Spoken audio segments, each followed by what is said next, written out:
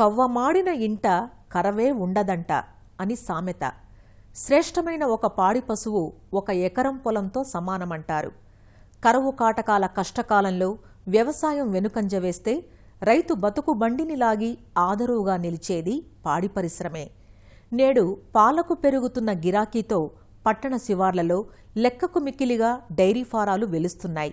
అయితే గొడ్డుపై కన్నా షెడ్డుపై పెట్టే శ్రద్ధే ఎక్కువగా ఉండటం వంటి అనేక కారణాలతో అనతి కాలంలోనే మూతపడేవి కొన్నైతే పశువుల ఎంపికలో మోసపోయి మూతపడేవి మరికొన్ని.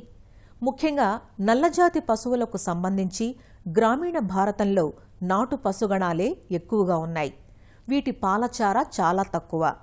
ఈ నాసి పశువుల్ని 5 పోషించడం కన్నా మేలుజాతి పశువు ఒకదాన్ని పోషించడం రైతుకు లాభం.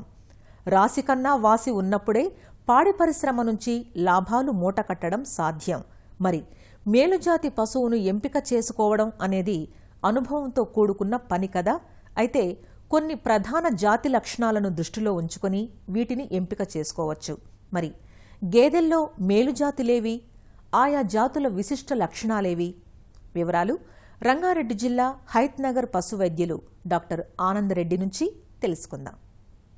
అధిక పాలిచ్చే జాతులలో అతి ముఖ్యమైనది ముర్రా. ఈ ముర్రా జాతి స్వస్థలం పంజాబ్లోని రోహతక్. ఈ ముర్రా జాతి అత్యధికంగా పాలిస్తుంది. Average milk yield per lactation 2300 లీటర్ల వరకు ఇస్తుంది. ఒక రోజుకు చూసుకుంటే 10 నుంచి 20 లీటర్ల వరకు పాల దిగుబడి ఈ ముర్రా జాతి పశువులు ఇస్తాయి. ఈ ముర్రా జాతి లక్షణాలు ఏంటంటే పెద్ద సైజు, తర్వాత డార్క్ నలుపులో ఉంటుంది. దీని కొమ్ములు దగ్గరగా ఒడి తిరిగి ఉంటాయి. తర్వాత దీని బ్యాక్ అనేది వెడల్పుగా ఉంటుంది, కానీ మెడ బాడీతో కంపేర్ చేసుకుంటే తక్కువ సైజులో ఉంటుంది. పొదుగు అనేది పెద్దగా ఉంటుంది. తెలుపు వర్ణం అనేది తోక దగ్గర, కొన్నిసార్లు తల ముందరి భాగంలో కొమ్ముల మధ్యన ఈ తెలుపు వర్ణం అనేది ఈ ముర్రా జాతి లక్షణము. ఇది ఎట్లాంటి వాతావరణంలో కూడా తట్టుకుంటుంది. రోగాలకు కూడా తట్టుకునే కెపాసిటీ ఉంటుంది. వేరే దేశాలలో కూడా అక్కడ ఉన్న బర్రె జాతిని ఈ ముర్రా జాతితోని సంకరపరిచి పాలిచ్చే బర్రెల జాతిగా కన్వర్ట్ చేయడం జరుగుతుంది. దాని తర్వాత అతి ముఖ్యమైన బర్రెలలో జఫర్ బాడీ, దీన్ని లోకల్గా దూలియా అని కూడా అంటారు. అత్యధికంగా పాలిచ్చే బర్రె జాతి కూడా దూలియానే. కొన్నిసార్లు 25 లీటర్ల వరకు పాలిస్తాయి. అంటే మామూలుగా యావరేజ్గానైతే 10 నుంచి 20 లీటర్ల మధ్యన ఈ పాల దిగుబడి ఉంటుంది. తర్వాత అతి పెద్దదైన బాడీ కలిగి ఉంటుంది. దీని కొమ్ములు అనేటివి కిందికొచ్చి మళ్ళీ పైకి వస్తుంది.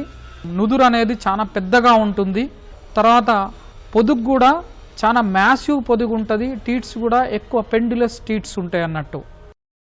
సుర్తి అనేది జనరల్గా గుజరాత్ సూరత్ ఏరియాలో ఈ నేటివ్ స్థలము. దీంట్లో అతి ముఖ్య లక్షణం ఏంటంటే నలుపు వర్ణం తక్కువగా ఉంటుంది, బ్రౌనిష్ కలర్ ఉంటుంది. తర్వాత దీని కొమ్ముల లక్షణాలు కొడవలి ఆకారంలో కొమ్ములు అనేటివి వస్తాయి. ఇది సంవత్సరానికి మిల్క్ ఈల్డ్ అనేది 1700 లీటర్ల వరకు కూడా ఉంటుంది. యావరేజ్గా ఒక రోజు చూసుకుంటే 9 నుంచి 15 లీటర్ల వరకు కూడా ఈ సుర్తి బ్రీడ్ అనేది పాలనిస్తుంది. ఈ మెహసానా అనేది గుజరాత్లో డెవలప్మెంట్ అయిన బ్రీడ్. అంటే దాని స్వస్థలం గుజరాత్. ఇది సుర్తి మరియు ముర్రా సంకరం వల్ల ఉద్భవించిన ఈ మెహసానా బ్రీడ్. దీని క్యారెక్టరిస్టిక్ లక్షణం ఏంటంటే దీని కొమ్ములు మొదటగా కొడవల ఆకారంలో వస్తాయి, కానీ దాని టిప్ అనేది చివర ముర్రా లెక్క ఒడిదిరిగి ఉంటుంది. ఇది జెట్ బ్లాక్ కలర్ నుంచి బ్లాక్ కలర్ ఉంటుంది. దీని యావరేజ్ ఈల్డ్ అనేది 10 నుంచి 15 లీటర్లు ప్రతిరోజుకు వస్తాయి. 2000 లీటర్ల వరకు ఒక ఈతలో పాల దిగుబడి మెహసానా బ్రీడ్ ఇస్తుంది. ఇది కూడా ఎలాంటి వాతావరణంలో అయినా బతుకుతుంది. షెడ్డులో పెంపకానికి చాలా ఉపయోగపడే ఈ మెహసానా బ్రీడ్. ఈ నాగ్పురి అనేది మహారాష్ట్రన్ బ్రీడు, బ్లాక్ కలర్లో ఉంటుంది. దీని ఎక్స్ట్రిమిటీస్ అంటే తోక, తర్వాత ఫోర్ హెడ్లో వైట్ కలర్ మార్కింగ్స్ ఉంటాయి. అతి ముఖ్యమైన లక్షణం ఏంటంటే నాగ్పూరిలో దీని కొమ్ములు వెనకకు చాలా పొడవు పెరుగుతాయి.